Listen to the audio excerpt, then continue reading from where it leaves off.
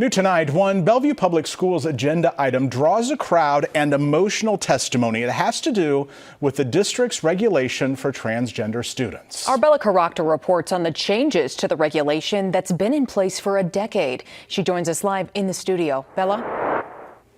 Brian, Aaron, in 2015, Bellevue Public Schools adopted this, Code 511. It says it's guidance for how to support the needs of the district's transgender students and their families. Now, in red here, you can see some changes. Here's why administration says those are necessary. The room started full and stayed full. Parents, students, alumni. Some agreed.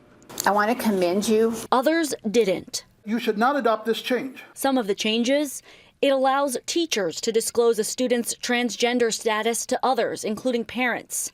It removes the right of transgender students to talk about their gender identity. And it rewrites restroom access to say students shall have access to the bathroom that corresponds to their sex, not their gender identity. The superintendent cites a few reasons for the change.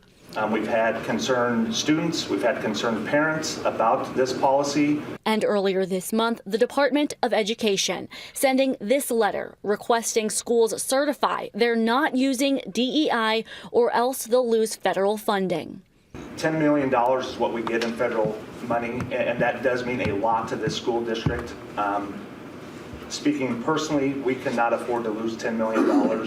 Rory Vargas is transgender. He graduated from Bellevue Public Schools last year and is against the change. What is the logic to tell whether or not a student is trans? It's invasive not only to trans children, but also to every single child in that school to be subject to investigation depending on what restroom you're using. Timothy Fisher from Bellevue supports it. Girls need to know they are safe the whole time they use these facilities and that their leadership at all levels recognizes this and supports them.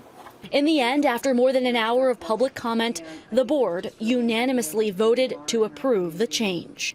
In Bellevue, I'm Bella Caracta, First Alert 6.